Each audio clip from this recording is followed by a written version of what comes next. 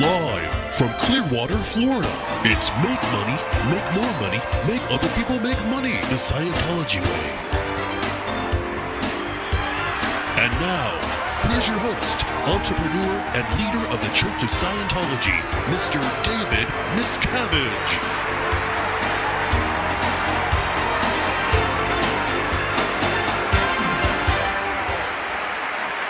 Well, thank you very much. And tonight is the event you've been waiting for. Put it under the heading of behind the scenes, or let's just call it a little of what it takes to bring Dianetics and Scientology to the world. That's where we are going tonight. What do you do? And here's the answer. You were looked at as to how many services we could get out of you, and how much money we could milk you for. Now, how could that occur? You basically make the person feel really, really bad about the condition they're in. You take their problems and you magnify them.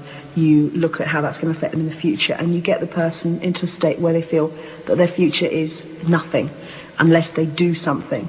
And then you tell them that the only thing they can do is Scientology. That's not my idea. That's the LRH design. Take a look. People were persuaded to remortgage their homes, sell their homes, cash in the policies that were supposed to pay off their mortgages, borrow against their pensions, sell their family jewels, borrow from their families, sell their cars. Anything you can possibly imagine that a person could do to raise money, people were persuaded to do to pay into Scientology. When you get the tech as LRH intended, in the exact form he intended, you get the results he intended when you apply it in your life. So let me show you.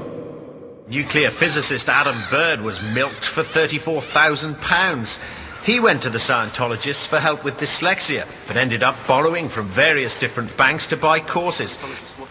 Then several Scientologists came to lodge with him to help with the hefty interest payments. During this event, they took over my life. I had not intended to put lodges in my house. I now had lodges in my house with Scientologists, one of whom was quite high up in their command structure.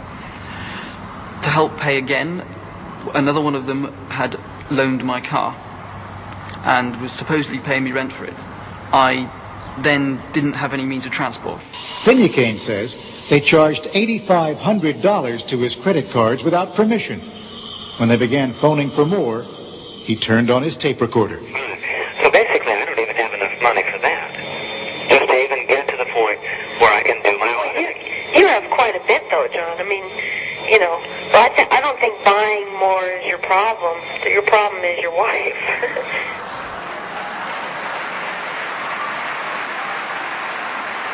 After this next one, I promise it's all downhill. John Buchanan was a Scottish landscape gardener who worked in Germany. He piled up huge debts with several German banks to buy Scientology courses and materials. To escape his debts, he committed suicide. He left a final note for his mother, Mary MacDonald. He explained that he believed that he would come back to life and return to Scotland. For Scientology had taught John Buchanan to believe in reincarnation.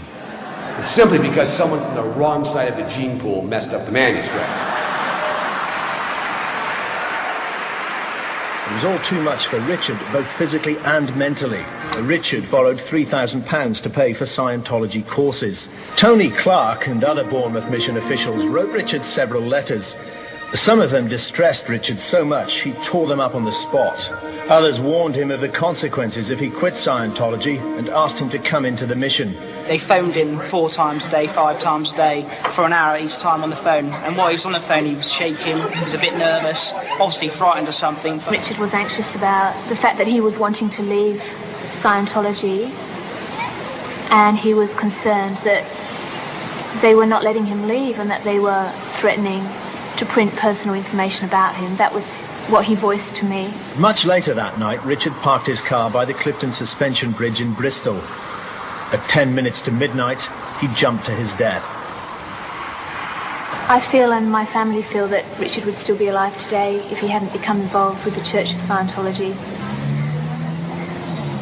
And I feel that they have a responsibility for people that they're recruiting. And if people wish to leave the organisation, then they need to give people that freedom to leave without harassment and without threat.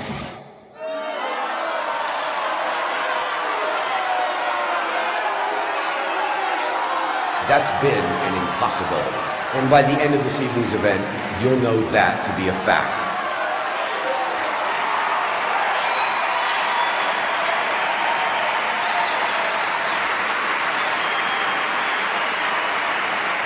And if that's a sampling, I assure you it's not even a half bit. As a matter of fact, we brought along a demonstration. Take a look. Lisa McPherson reached what is known in the church as the clear status, which promises inner peace and happiness. Just 2 months later, Lisa had a minor car accident, and after an ambulance arrived, she suddenly ran down the road, stripped off her clothes, and said, "I need help."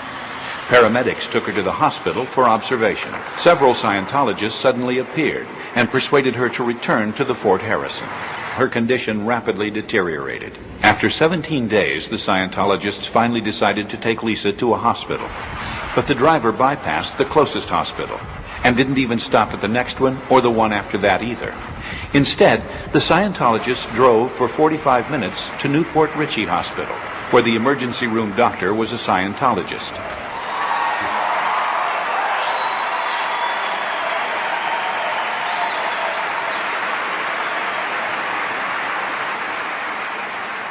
So, is that it? Not quite.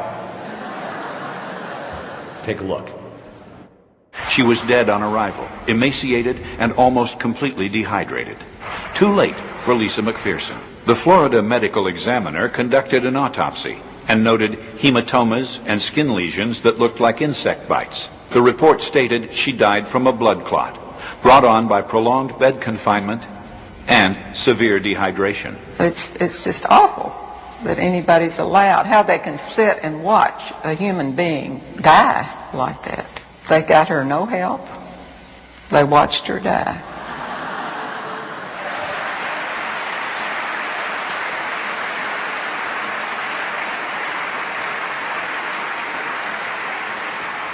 And even if you had a tinge of wonder about what that might entail financially, let me show you. Over a 2-year period, Lisa McPherson spent $97,000.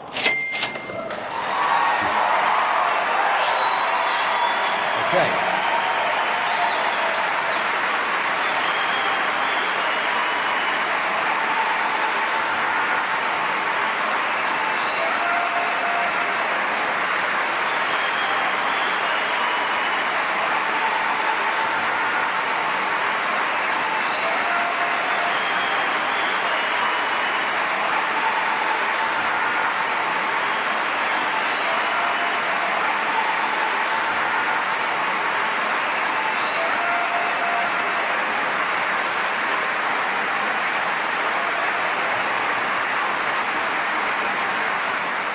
In fact, let's get down to real basics. So let me show you.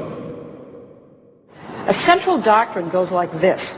75 million years ago, a tyrant named Xenu transported people from outer space to Earth, dropped them in volcanoes, then exploded hydrogen bombs on them. That experience is the root of all human misery today.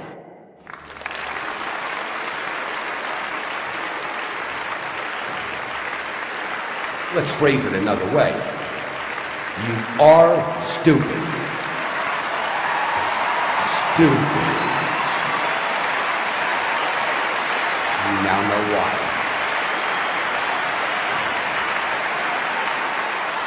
You are stupid. And the only reason nobody's saying it is because it's so ingrained, nobody needs to say it. You'll know that to be a fact. You are stupid.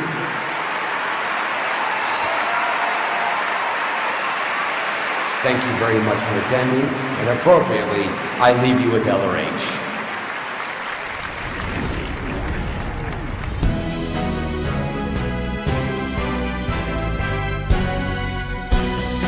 Do you ever think that you might be quite mad?